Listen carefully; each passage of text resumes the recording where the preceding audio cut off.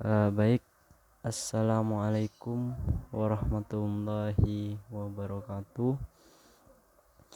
Di sini saya akan menjelaskan mengenai pengertian koperasi, jenis dan fungsi, prinsip dan keuntungannya. Terlebih dahulu, di sini saya akan memperkenalkan diri. Perkenalkan, nama saya Muhammad Riki Budianto, NPM 719212717. Baik, kita langsung ke penjelasan mengenai tentang koperasi. Mungkin saya akan menjelaskan tentang koperasi yang perlu kamu ketahui ataupun yang perlu kita ketahui, kayak gitu. Anda pasti pernah mendengar mengenai nama koperasi. Berbeda dengan badan usaha pada umumnya, koperasi dimiliki dan dikelola oleh anggotanya sendiri. Tujuannya tidak lebih dari memenuhi kebutuhan bersama, terutama pada bidang ekonomi. Koperasi juga dipahami sebagai badan hukum yang didirikan berdasarkan asas kekeluargaan, menganut prinsip ekonomi kerakyatan.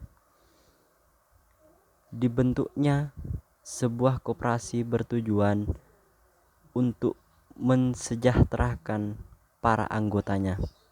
Jadi, seluruh keuntungan yang didapat oleh koperasi akan dikelola untuk kemajuan kinerja koperasi dan dibagian pada anggota aktif. Siapapun dapat mendirikan sebuah koperasi, baik perorangan maupun badan hukum.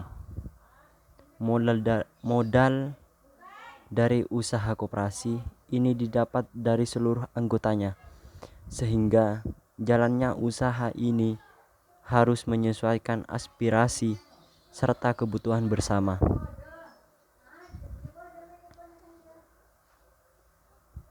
Kata koperasi diambil dari bahasa Inggris, yaitu adalah cooperation, yang berarti bekerja sama. Jadi, sistem pengelolaan koperasi didasarkan oleh asas kekeluargaan dan kehidupan berdemokrasi. Agar lebih paham tentang seluk-beluk koperasi, berikut penjelasan yang saya akan sampaikan mengenai pengertian koperasi berdasarkan para ahli. Secara umum, koperasi dapat diartikan sebagai badan usaha yang dimiliki serta dikelola para anggotanya. Namun, ada pengertian lain dari koperasi menurut beberapa ahli. Salah satu dari badan koperasi, Muhammad Hatta, menurutnya koperasi adalah usaha bersama guna memperbaiki atau meningkatkan kehidupan atau taraf ekonomi berlandaskan asas tolong menolong. Itu yang disebut dengan Muhammad Atta mengenai tentang pengertian tentang koperasi. Sementara itu, ada pengertian lain dari para ahli dalam mengartikan koperasi ini, yaitu Arifinal Saniago mengartikan koperasi sebagai suatu perkumpulan yang bekerja sama dalam menjalankan sebuah usaha secara kekeluargaan guna meningkatkan kesejahteraan anggotanya. Pengelolaan sebuah koperasi, para anggotanya dapat dengan bebas untuk keluar dan masuk dari badan usaha tersebut. Itu yang dimaksud, itu pengertian dari Arifinal Saniago. Arti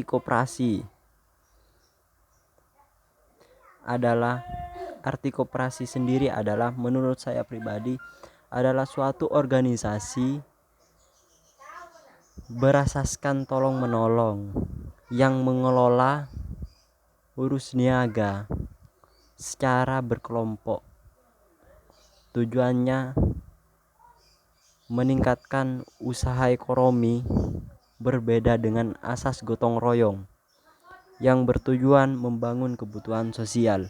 Itu menurut saya pribadi mengenai tentang arti koperasi tersebut.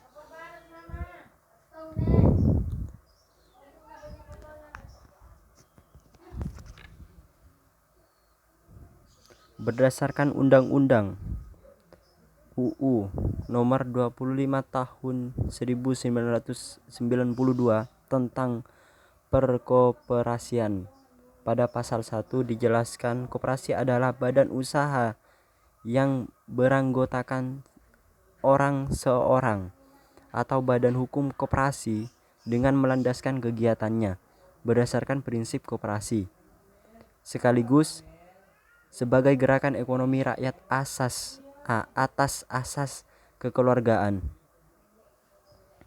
Sedangkan koperasi adalah segala sesuatu yang menyangkut kehidupan koperasi.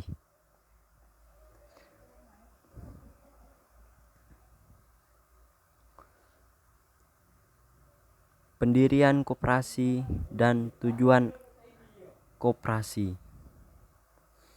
Tujuan pendirian koperasi berdasarkan pengertian koperasi secara umum dan para ahli. Pembentukan koperasi bertujuan untuk meningkatkan kesejahteraan ekonomi dari para anggotanya. Tujuan lain antara lain: 1. Membuat perbaikan taraf hidup maupun ekonomi para anggotanya serta masyarakat sekitar. Yang kedua, membantu pemerintah mewujudkan kehidupan masyarakat yang adil dan makmur.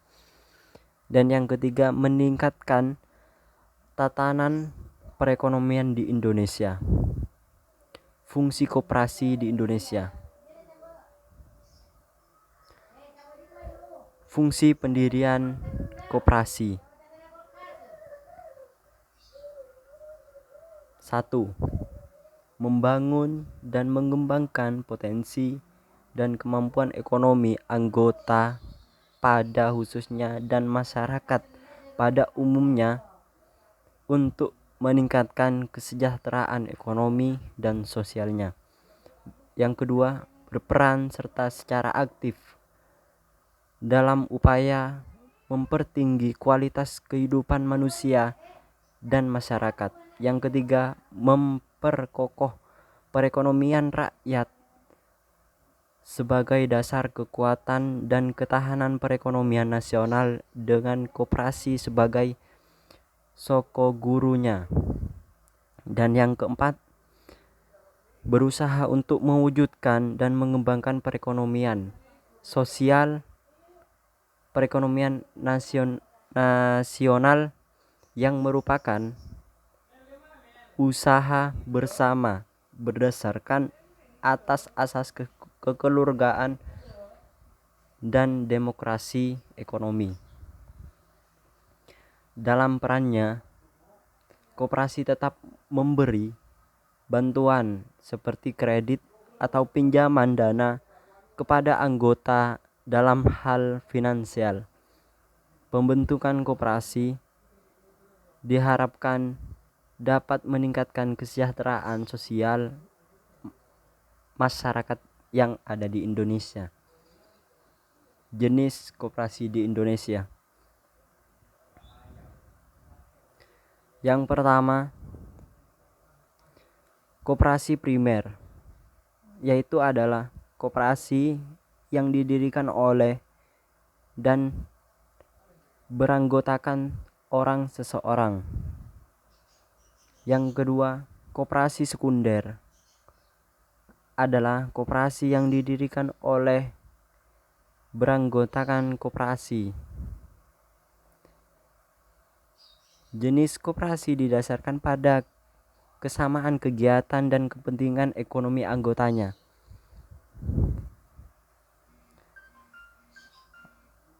Sementara itu, perkoperasian yang dibatalkan Mahkamah Konstitusi, yaitu MK, yang bisa disebut dengan MK. Ada 4 jenis koperasi, yakni koperasi konsumen, koperasi produsen, koperasi jasa, dan koperasi simpan pinjam. Yang pertama itu adalah koperasi konsumen. Apa sih itu koperasi konsumen? Menyelenggarakan kegiatan usaha, pelayanan di bidang pengadaan sarana produksi dan pemasaran untuk dihasilkan anggota kepada anggota dan non-anggota. Dan yang kedua,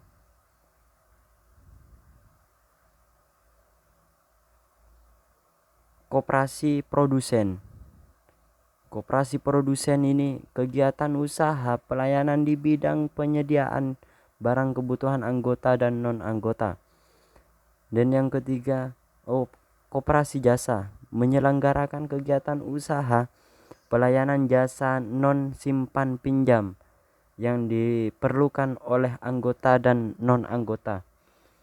Dan yang keempat, koperasi simpan pinjam, menjalankan usaha simpan pinjam sebagai satu-satunya usaha yang melayani anggota. Prinsip dasar dari koperasi. Dalam pasal 5 disebutkan prinsip pelaksanaan koperasi sebagai berikut. Itu ada 3. Ada 5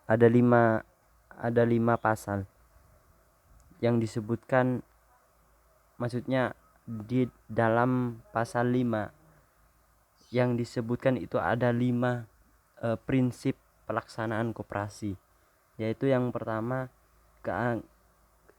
keanggotaan bersifat sukarela dan terbuka, dan yang kedua pengolahan dilakukan secara demokratis, yang ketiga pembagian sisa hasil usaha atau SHU dilakukan secara adil sebanding dengan besarnya jasa usaha masing-masing anggota. Dan yang keempat, pemberian balas jasa berdasarkan pemberian balas jasa yang terbatas terhadap modal. Dan yang kelima, kemandirian. Dalam mengembangkan koperasi juga wajib menerapkan prinsip, yaitu yang pertama, pendidikan perkoperasian, dan yang kedua, kerjasama antar koperasi. Karena siapapun yang dapat bergabung menjadi anggota koperasi, maka pengelolaan mengedepankan asas demokrasi. Dalam menetapkan keputusan segala hal mengenai koperasi dilakukan dengan cara musyawarah atau voting, suara terbanyak dari para anggotanya. Keuntungan jadi anggota koperasi. Di sini keuntungan jadi anggota koperasi itu ada 4. Ada 4 keuntungan. Yang pertama, anggota koperasi berhak mendapatkan SHU. Berdasar kecilnya SHU yang diterima anggota koperasi berdasarkan asas modal yang ditanam dan keuntungan yang diraih koperasi tersebut. Yang kedua, jadi anggota koperasi bisa menghemat pengeluaran. Anda dapat membeli barang di koperasi dengan harga lebih murah karena terdaftar sebagai anggota. Yang ketiga, pinjam uang di koperasi juga lebih untung karena bunga yang dibebankan lebih rendah sehingga cicilan kredit lebih kecil. Yang keempat, pilih anggota koperasi juga bisa mendapatkan pelatihan usaha dan memperluas relasi usaha. Dengan begitu, kualitas Anda sebagai seorang individu akan menjadi lebih baik.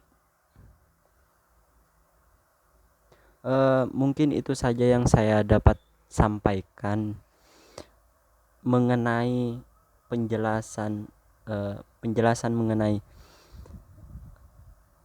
koperasi, pengertian koperasi, jenis dan fungsi dan keuntungannya itu. Mungkin itu saja yang saya dapat sampaikan, meskipun sedikit, semoga bermanfaat. Dan apabila ada tutur kata yang kurang berkenan dari saya pribadi mohon maaf sebesar-besarnya.